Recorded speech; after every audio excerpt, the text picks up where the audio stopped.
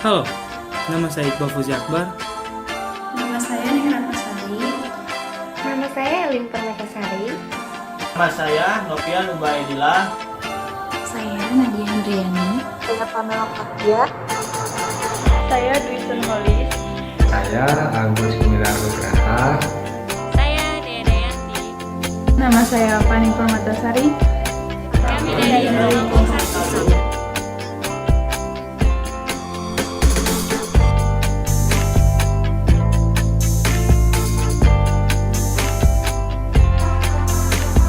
Pengertian koperasi, di mana pengertian koperasi ini menurut Wasono secara harfiah kata koperasi berasal dari kata corporation atau dalam bahasa Inggris. Kalau misalkan dalam bahasa Belanda yaitu corporate, atau dalam bahasa Indonesia diartikan sebagai bekerja sama.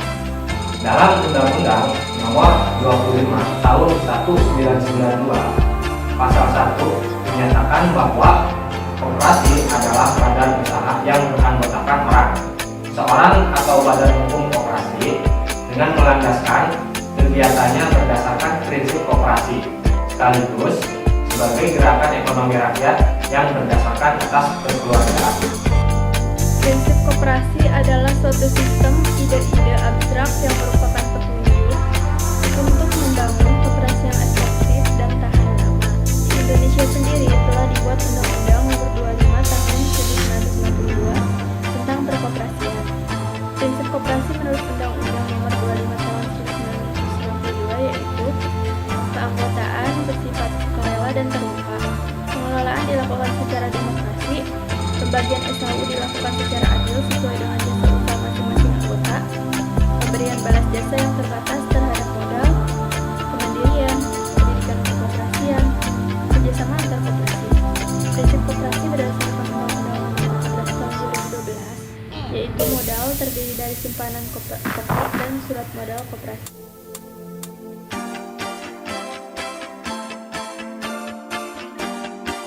Koperasi berdasarkan jenis ada 4, yaitu koperasi produksi adalah koperasi yang menghasilkan barang atau produk. Lalu ada yang kedua itu ada koperasi konsumsi. Koperasi konsumsi yaitu koperasi yang menyediakan kebutuhan bagi anggotanya. Lalu yang ketiga ada koperasi simpan pinjam. Koperasi simpan pinjam yaitu koperasi yang melayani anggotanya untuk menabung dengan mendapatkan imbalan. Lalu yang terakhir ada koperasi serba usaha, adalah koperasi yang terdiri atas berbagai jenis usaha.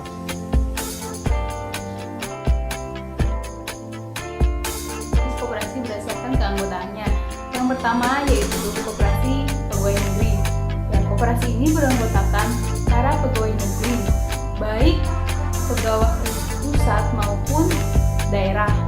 Yang kedua yaitu koperasi pasar atau sering singkat Kopas. Koperasi ini tentu saja beranggotakan para pedagang pasar. Nah, yang ketiga yaitu koperasi unit desa. Nah, koperasi unit desa ini singkatannya itu KUD dan melakukan kegiatan di bidang ekonomi yang berkaitan dengan perkebunan dan perikanan. Nah, yang terakhir yaitu koperasi sekolah. Koperasi ini tentunya beranggotakan para guru, pegawai, serta siswanya. Koperasi berdasarkan tingkatannya itu ada 2 koperasi. Yang pertama koperasi primer, yang kedua koperasi sekunder. Koperasi primer merupakan koperasi yang beranggotakan orang-orang, dan koperasi sekunder merupakan koperasi yang beranggotakan beberapa koperasi.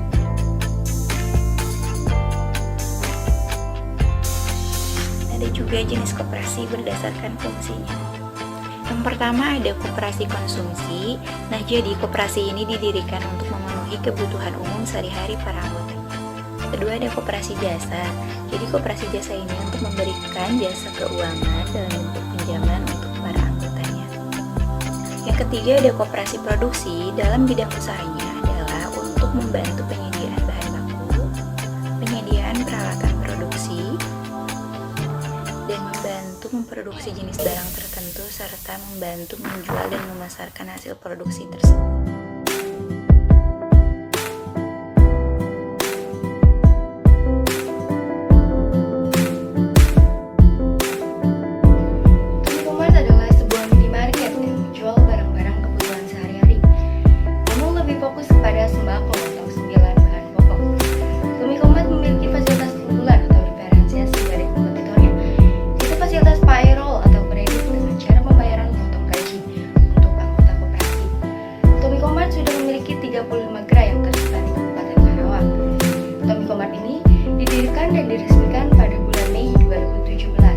oleh PT Tomiko Mandiri Indonesia yang dibuat oleh dua konsorsium usaha koperasi Karawang atau KUKK.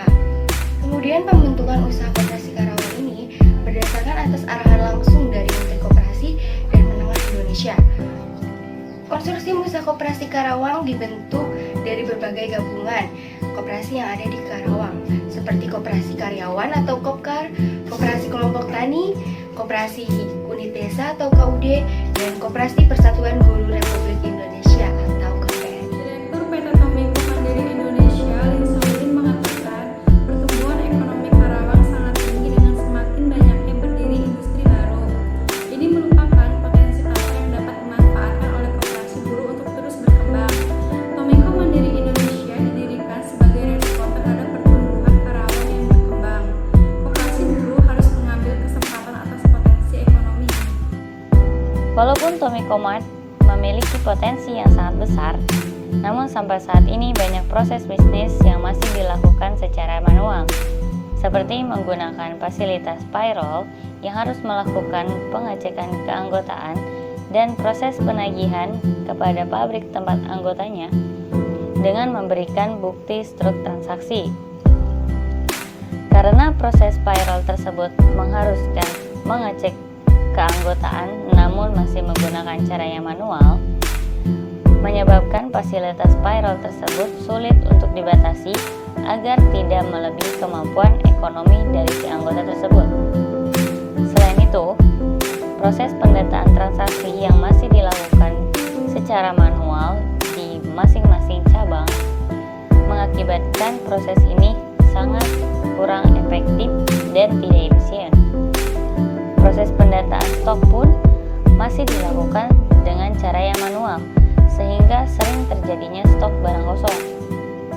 Adapun hasil wawancara, pada beberapa anggota yang dipilih secara acak, muncul beberapa masalah seperti anggota kesulitan melihat berapa tagihan payroll yang harus dibayar dan tidak bisa mengetahui perkiraan SAHU yang akan didapatkan anggota tersebut. Jika Tomiko Mandiri Indonesia berjalan baik akan digulir ke seluruh Indonesia. Syarat untuk menjadi anggota Tomiko Mart adalah karyawan PT yang bergabung bersama Tomiko Mart.